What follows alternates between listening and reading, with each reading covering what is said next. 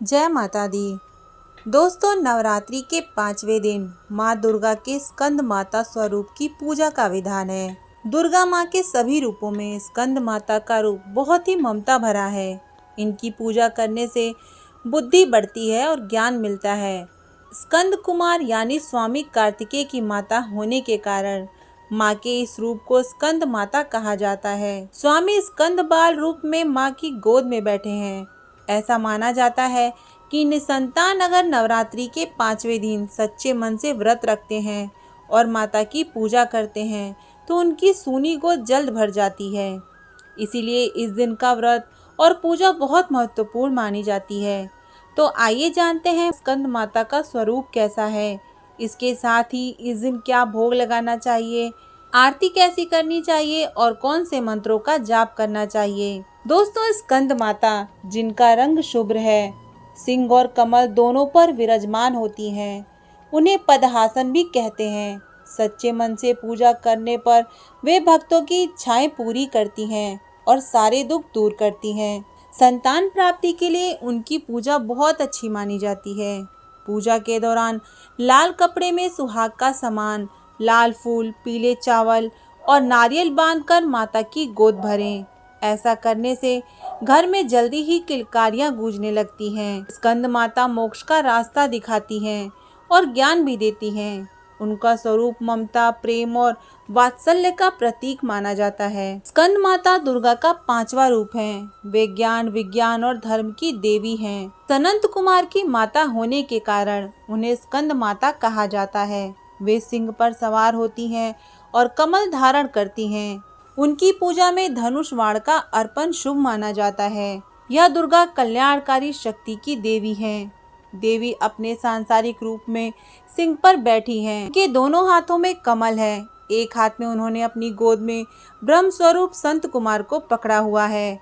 ऐसा माना जाता है स्कंद माता सूर्य मंडल की अधिष्ठानी देवी है, इसीलिए उनके चारों ओर सूर्य जैसा तेज है।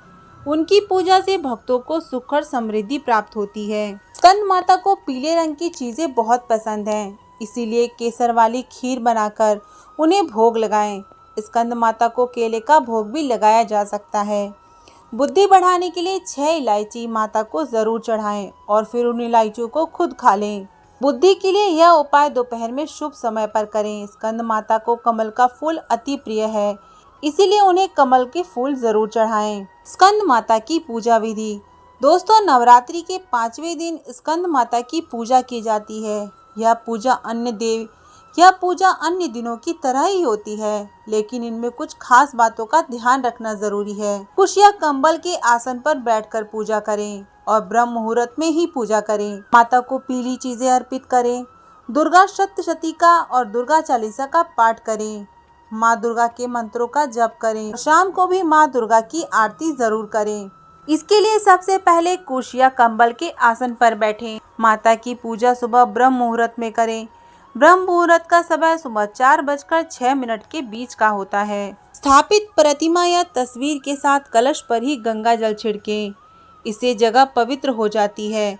फिर पूरे परिवार के साथ माता के जयकारे लगाएं।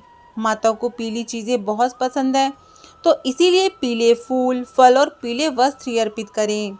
अगर आप अग्यारी करते हैं तो रोज की तरह लौंग और बताशा जरूर अर्पित करें। इसके बाद माता को रोली, अक्षत और चंदन अर्पित करें। फिर केले का भोग लगाएं।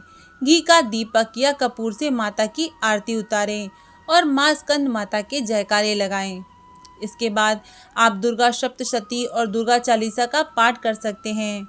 माँ दुर्गा के मंत्रों का जप भी कर सकते हैं। आपको यही विधि शाम के समय भी करनी है और माँ दुर्गा की आरती जरूर करें।